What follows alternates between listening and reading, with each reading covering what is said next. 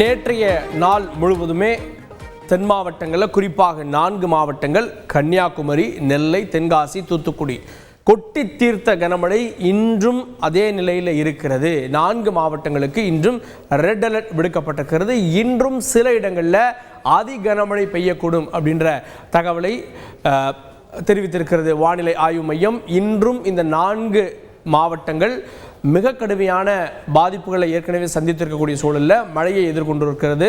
Red alert எச்சரிக்கை விடுக்கப்பட்டிருக்கிறது. அதனை நம்ம முக்கிய செய்தியாக பார்க்கிறோம். தொடர்ந்து இதை நம்ம வரைகலையிலும் பார்க்க இருக்கிறோம். வரைகலையில் நீங்கள் பார்த்து கொண்டிருப்பது இதுதான். பார்த்தீங்க, ரெட் அலர்ட் விடுக்கப்பட்டதுக்கான காரணம் என்ன அப்படின்னு தெரிஞ்சிருக்கும். நம்மோடு வானிலை ஆய்வாளர் திரு பாலசுப்ரமணியம் அவர்கள் இணைந்திருக்கிறார். சார், ரெட் அலர்ட் நேற்று ரொம்ப தீவிரமான மழை இவ்வளோ இருக்கும்னு எதிர்பார்க்கல. இப்போ ஒரு குவிக்கப்பட்ட சென்னை மாதிரியான ஒரு நகரத்தில் ஒரு மழை இருந்தது அப்படின்னா வெள்ளம் வருவது அப்படின்றதுக்கு பல காரணங்கள் இருக்குது.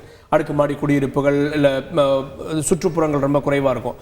ஆனால் ஒரு மலைக்கு அருகே இருக்கக்கூடிய மாவட்டங்கள், கடலுக்கு அருகே இருக்கக்கூடிய மாவட்டம், இங்கெல்லாம் மழை பெஞ்சும் கூட கிட்டத்தட்ட இடுப்பளவுக்கு தண்ணி நிற்கிது. ஸோ ஒட்டுமொத்தமாக அவங்க சொல்கிற 90 சென்டிமீட்டர் வரை மழை பெய்யுது அப்படின்றாங்க. இன்று எவ்வளோ எதிர்பார்க்கலாம்? ஏன் இந்த தண்ணி உடனே வடியலையா?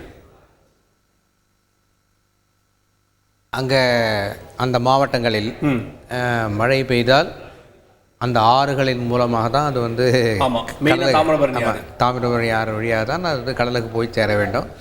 அந்த ஆறு எவ்வளோ தூரம் தண்ணியை கடலுக்கு கொண்டு போய் சேர்க்க முடியும்னு ஒரு லிமிட் இருக்குது. இந்த மழை அந்த லிமிட்லாம் தாண்டி பேஞ்சிருக்கு.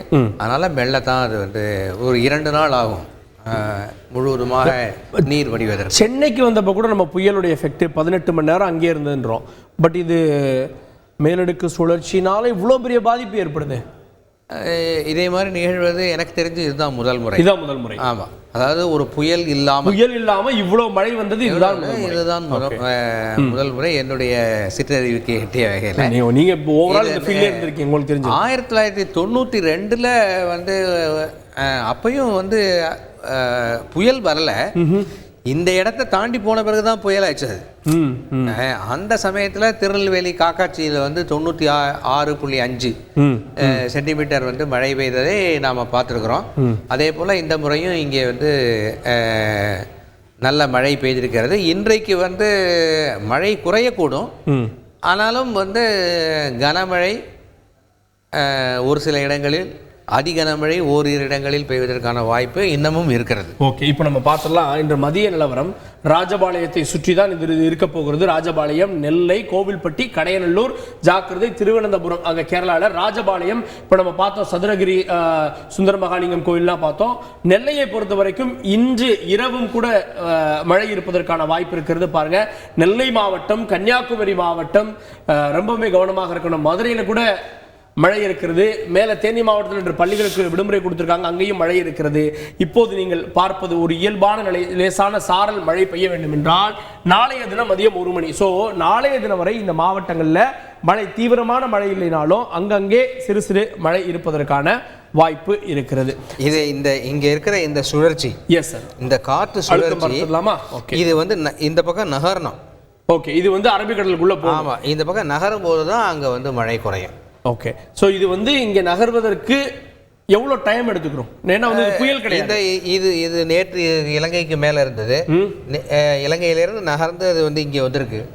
இலங்கையிலேருந்து இங்கே நகர்ந்து இந்த 24 மணி நேரத்தில் இவ்வளோ தூரம் வந்திருக்கு. அதனால் அடுத்த 24 மணி நேரத்தில் அது இந்த லட்சத்தீவு, மினிகாய் தீவு அது வழியாக அந்த பக்கம் வந்துடும். ஓகே, அநேகமாக லட்சத்தீவு, மினிகாய் தீவுகளில் இன்னும் தீவிரமையாக அடுத்து பெரிய மழை பெய்தாலும் பெய்யும். ஓகே, அப்படியே போனால் புயலாக கூட மாறிடலாம். சூடான் போன்ற நாடுகளுக்கு போகணும். 1992 அந்த மாதிரி தான் நடந்தது.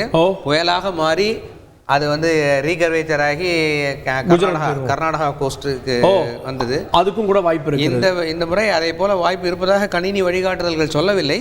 பட் இருந்தாலும் எதையும் நம்ம இல்லைன்னு சொல்ல முடியாது. இன்னொரு முக்கியமான கேள்வி, இப்போ பாருங்க, டிசம்பர் 2 வரைக்கும் நம்ம மழை எதிர்பார்க்கலாம்.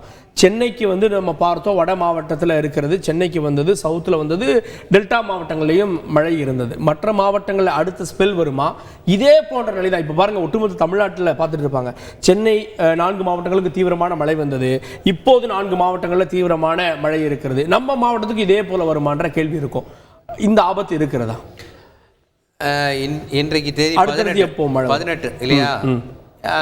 28ஆம் தேதி வரைக்குமான ஃபோர்காஸ்ட் நம்மக்கிட்ட இருக்கு தற்சமயம். அந்த 28ஆம் தேதி வரைக்குமான ஃபோர்காஸ்ட்டில் அதே போல் எந்த விதமான மழையும் பெருமழையெல்லாம் வருவதற்கான வாய்ப்பு இருப்பதாக வானிலை முன்னறிவிப்புகள் சொல்லலை.